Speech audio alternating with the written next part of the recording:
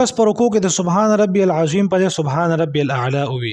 یی په سجده کې د سبحان ربي الاعلى په ځای سبحان ربي العظیم وي، نو دی اوس د خپل مونږ په ست طریقې سره ټیک یو دا مسلو پیژنې. دویمه دا مسلو پیژنې چې یو کس د مونږ په اولنی رکعت کې سورت هیر کی ان د سورۃ الفاتحه نه پس په لومبي رکعت کې کوم سورت ویته هیر شنو دی به شه د سهوا کوي کنه دی به د مونږ اعاده کوي. دریم مسله دا و پیژنې چې یو کس هغه اولنی قاعده هیر شي، یعنی اول دوه رکعاتو نه پس چې کومه قاعده ده هغه ته هیر شنو دی به اوس د خپل مونږ په ست طریقې سره ټیک کوي. نو را به شو اوله مسله ته. اوله مسله دا ده چې یو کس په رکوع کې د سبحان ربي العظیم په ځای سبحان ربي الاعلى وي، یا په سجده کې د سبحان ربي الاعلى په ځای سبحان ربي العظیم وي، نو دا کس به اوس خپل مونږ په ست طریقې سره ټیک کوي. نو ګوره اوله خبره خدای یاد وساتئ چې په رکوع او په سجده کې دا کم تسبیحات دي دا سنت دي، او په سنتو باندې که سنت ستانه په مونږ کې لاړ شي نو په هغه باندې ستاموز نه ماتيږي او نه پتا شي د سهوا واجبېږي او نه پتا سي اعاده شته. د دوانو معنا هم یو ده، که سبحان ربي العظیم دی په ځای د سبحان ربي الاعلى او یا د سبحان ربي الاعلى په ځای د سبحان ربي العظیم، نو ستا به صرف د سنتو نه خلاف مونږ شي غو مکروه شي او نه بچ کوم دی پتا سي د سهوا راشي او نه ستا د مونږ اعاده ته ضرورت شي. دویم مسله دا و چې یو کس نه اول رکعت کې سورت هیر شنو دی بس خپل مونږ څنګه ټیک کوي. نو دا یاد ساته اول رکعت کې د سورۃ الفاتحه نه پس سورت چې کوم دی دا واجب دی،